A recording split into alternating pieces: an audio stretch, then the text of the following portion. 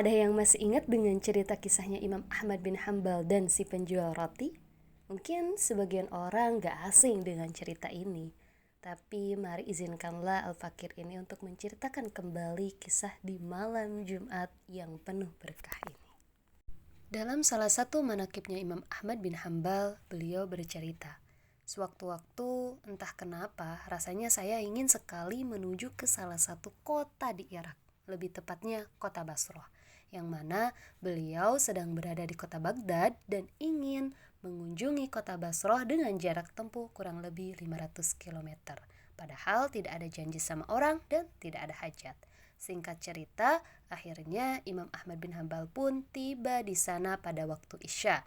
Kemudian beliau sholat berjamaah di masjid setempat. Selepas sholat berjamaah, beliau pun hendak istirahat di masjid tersebut.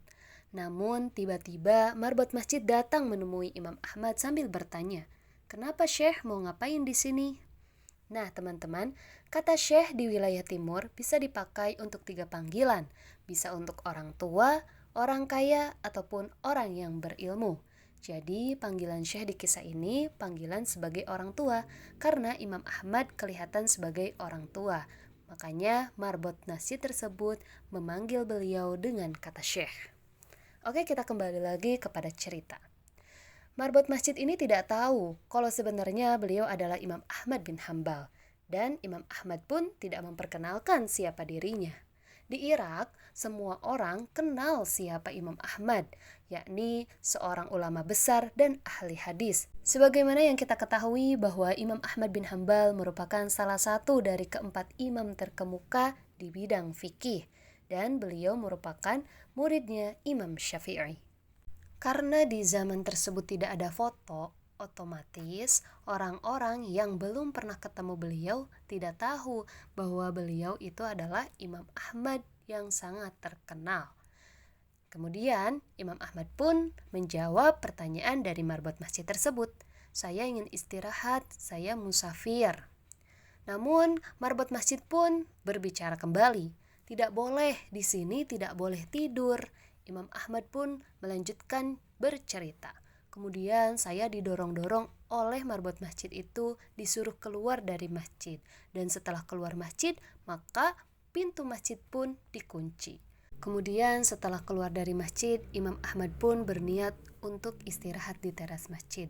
Namun, lagi-lagi marbot masjid tuh menghampiri beliau dan bertanya, 'Syekh mau ngapain lagi di sini?'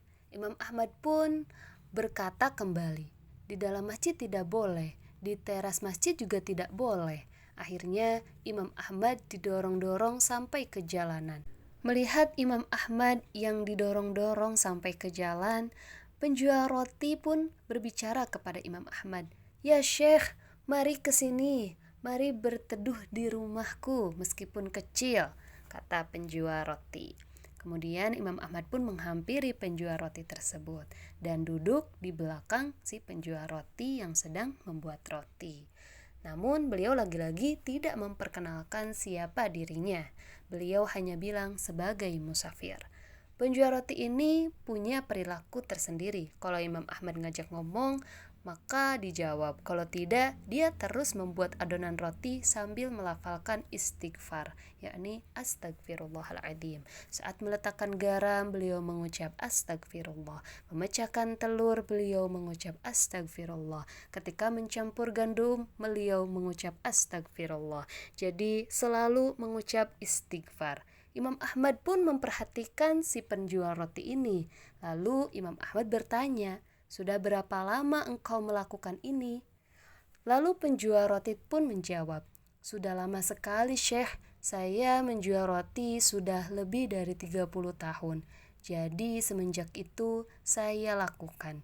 Kemudian Imam Ahmad bertanya, "Apa hasil dari perbuatanmu ini?" Penjual roti pun menjawab, "Tidak ada hajat yang saya minta kecuali pasti dikabulkan oleh Allah Subhanahu wa Ta'ala.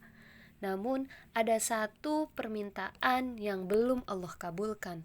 Imam Ahmad pun penasaran, "Apakah itu?" Penjual roti pun menjawab, "Aku minta kepada Allah agar bisa dipertemukan dengan Imam Ahmad. Tetapi aku tidak bisa pergi ke Baghdad karena ongkos ke Baghdad itu sangatlah mahal." Seketika itu juga Imam Ahmad bertakbir, Allahu Akbar. Sesungguhnya Allah telah mendatangkan saya jauh dari Baghdad pergi ke Basrah dan bahkan sampai didorong-dorong oleh marbot masjid ke jalanan karena wasilah dari istighfarmu. Kemudian penjual roti pun terperanjat memuji Allah. Ternyata yang di depannya adalah Imam Ahmad bin Hambal. Masya Allah. Dari kisah tersebut dapat kita simpulkan bahwasannya begitu dahsyatnya fadilah dari membaca istighfar tersebut. Sebagaimana Nabi pernah bersabda, barang siapa yang menjaga istighfar, maka Allah akan menjadikan jalan keluar baginya dari semua masalah dan Allah akan berikan rizki dari jalan yang tidak disangka-sangka. Di samping itu, kisah tersebut juga mengajarkan kepada kita bahwasannya doa yang kita minta kepada Allah Subhanahu wa taala pasti akan sampai kepadanya. Hanya saja dikabulkannya ataupun ditundanya doa-doa kita hanya Allah yang tahu mana yang terbaik bagi kita.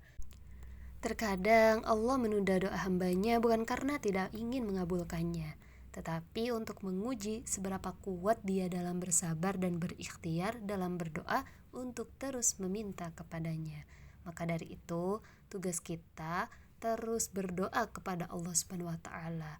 Yakin doa kita pasti nyampai kepada Allah Subhanahu wa taala. Akan tetapi Allah lebih tahu jawabannya. Allah lebih tahu kapan doa kita dikabulkan dan seberapa layak kita mendapatkan doa kita. Makanya Allah menyuruh kita untuk terus berdoa dan juga berusaha. Wallahu a'lam bishawab.